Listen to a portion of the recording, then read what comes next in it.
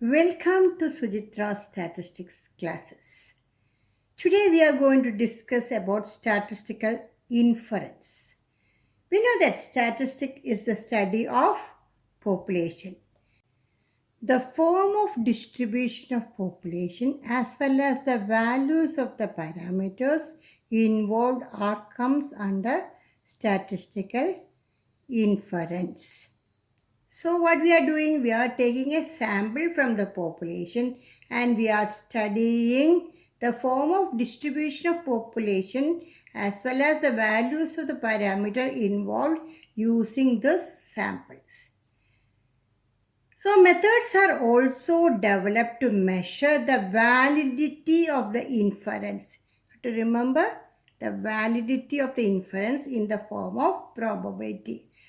When we are finding the form of distribution and if we have a knowledge about the form of distribution from the samples and if we have calculated the value of parameter using the samples, somebody may have some confusion whether it is true or good since we are taking only sample, not the entire population.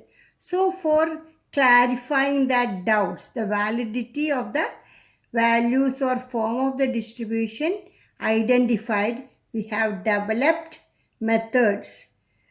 And so we can read that methods are also developed to measure the validity of the inference in the form of probability. That is with respect to probability. It is 95% true. It is 99.7% true. It is 60% true. That's we can say using this methods. And the statistical inference is broadly classified as estimation of parameters and testing of hypotheses. In estimation of parameters, we are finding the unknown values of the parameters of the population based on the sample taken. And in testing, what we are doing? In testing, we are using statistical procedure or rule for deciding whether to accept or reject the hypothesis on the basis of sample obtained. After estimating the parameters, we will check the validity of parameter and both together form statistical inference. So let us move to the estimation of parameters. There are two types of estimation of parameters, point estimation as well as interval estimation. From the word itself, we know that point estimation, we have a single value for the unknown parameter. So point estimation is the process of finding a single value as an estimate of unknown parameter. In interval estimation, we are putting some interval or range of values for lying the parameter. In interval estimation, we are calculating an interval or range of values within which the parameter is most likely to be located. So this involves some probability. Now let us read these 2 points. A point estimate is a single value estimate of a parameter. For instance, a sample mean is a point estimate of the population mean. An interval estimation gives you a range of values where the parameter is expected to lie. A confidence interval is the most common type of interval estimate. So this paragraph gives you the difference between point estimate as well and interval estimate. And estimator represents a rule or method of estimating the population parameter. And the estimate represents the value produced by the estimator. X bar is equal to sigma x by n is a rule for estimating x bar. And after applying this rule, sometimes we will get x bar equal to 4.5. So this 4.5 is estimate and this formula sigma x by n is estimate. Now let us study what is point estimation. Point estimation is the process of finding an appropriate value of the parameter of a population from random samples of the population. The accuracy of any particular approximation is not known precisely, though probabilistic statements concerning the accuracy of such numbers can be constructed. There are 4 desirable properties for a good point estimator. The 4 desirable properties of a good estimator are unbiasedness, consistency, efficiency, and sufficiency.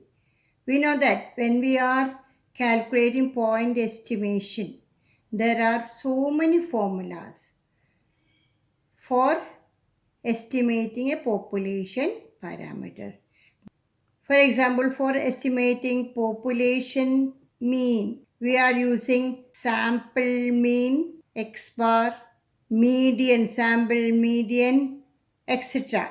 Among these various methods, we have to find a desirable one or a good one. That's we are doing by checking its unbiasedness, consistency, efficiency, and sufficiency. Unbiasedness. The expectation of the observed value of many samples equals the corresponding population parameter. What is the expectation? Expectation is nothing but average observation of values. And theoretically we know, let T be the statistic suggested as an estimate of a parameter theta. T is said to be an unbiased estimate of theta if E of t equal to theta. And we know the techniques for finding E of t. Now let us think about the consistency. The larger the sample size, the more accurate the estimate. That is the meaning of this consistency. So consistency stands for large samples, but this unbiasedness stands for small samples also. Tn is a consistent estimate of theta if probability of mod Tn minus theta less than epsilon tends to 1 as n tends to infinity.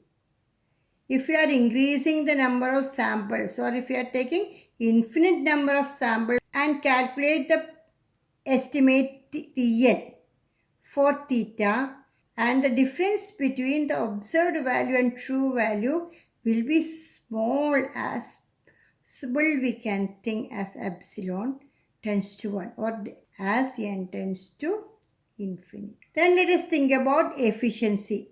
Most efficient or best unbiased. Of all the consistent unbiased estimate, the one possessing the smallest variance is called most efficient estimate. So, efficient estimate should be consistent and unbiased. So, from among consistent and unbiased estimators, we will take that estimate which has smallest variance as an efficient estimator. If T1 and T2 are two unbiased estimators of the parameter theta, then T1 is said to be more efficient than T2 if variance of T1 is less than variance of T2. Variance of T1 divided by variance of T2, that is ratio of variance of T1 to variance of T2 is called the relative efficiency of T2 with respect to T1. Now let us think about the sufficiency. If the estimator T contains all the information about the parameter theta contained in the sample, it is said to be a sufficient estimator. How we can check this? Whether it is contain all the information about parameter from the sample. That we can check using this procedure. Let T1 be any estimate of theta and let P of T T1 be the joint PDF of T and T1. Let P of T1 given T be the conditional probability density function of T1 given T. And if this is independent of theta, that is P of T1 given T is independent of theta for all T, then T is said to be a sufficient estimate of theta. Now let us think about the completeness of a statistic. Completeness is a property of a statistic in relation to a model for a set of observed data. When we are thinking about the model, we know it is something like a formula. In essence, it ensures that the distributions corresponding to the different values of parameters are distinct. We have already seen for a normal distribution we have different curves for different parametric values. Similarly, the distribution corresponding to different values of parameters are distinct. It is closely related to the idea of identifiability, but in statistical theory, it is often found as a condition imposed on a sufficient statistics from which certain optimality results are derived. So, this completeness is a property for a sufficient statistic. A model is identifiable if it is theoretically possible to learn the true values of these models' underlying parameters after obtaining an infinite number of observations from each. So this is also for large samples. Mathematically, this is equivalent to saying that different values of the parameters must generate different probability distributions of the observable variables. These paragraphs give us an idea about what is meant by completeness. Now let us define what is meant by completeness. A statistic T is called complete if expectation of GT equal to 0 for all theta and some function G implies that P of GT equal to 0 theta equal to 1 for all theta. That is almost sure. The probability is almost sure for all theta. GT is a function of T. Now let us think about the methods for the calculation of estimator. There are so many methods. Some of them are method of maximum likelihood and method of moments, method of minimum variance and method of least squares. In this maximum likelihood method, we are using L for finding the estimator and we are differentiating this L with respect to the parameter. So, we can write this maximum likelihood method uses differential calculus to determine the maximum of the probability function of a number of sample parameters. The method of moments equates values of sample moments function describing the parameter to the population moments. The solution of the equation gives the desired estimate. That is, we are equating mu1 dash with m1 dash or mu r dash with mr dash, where mu r dash is the rth row moment and mr dash is the row moment calculated using sample values. Using these equations, we can solve and find the value of parameters needed. The method of minimum variance. In this method, we choose those estimators which are unbiased and have minimum variance. If Tn is the estimator of theta, then E of Tn equal to theta and variance is minimum. That is, if Tn can satisfy these two conditions, expectation of Tn equal to theta and variance is minimum, then Tn is the estimate of theta with respect to the method of minimum variance. The method of least square. In this method, we are finding a function of sample values as an estimator of unknown parameter in such a way that the sum of square of the difference between values of the variable and corresponding expected value become minimum.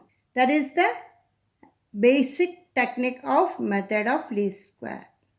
And we are finding a function satisfying this one. Thank you for listening the class. Thank you once again.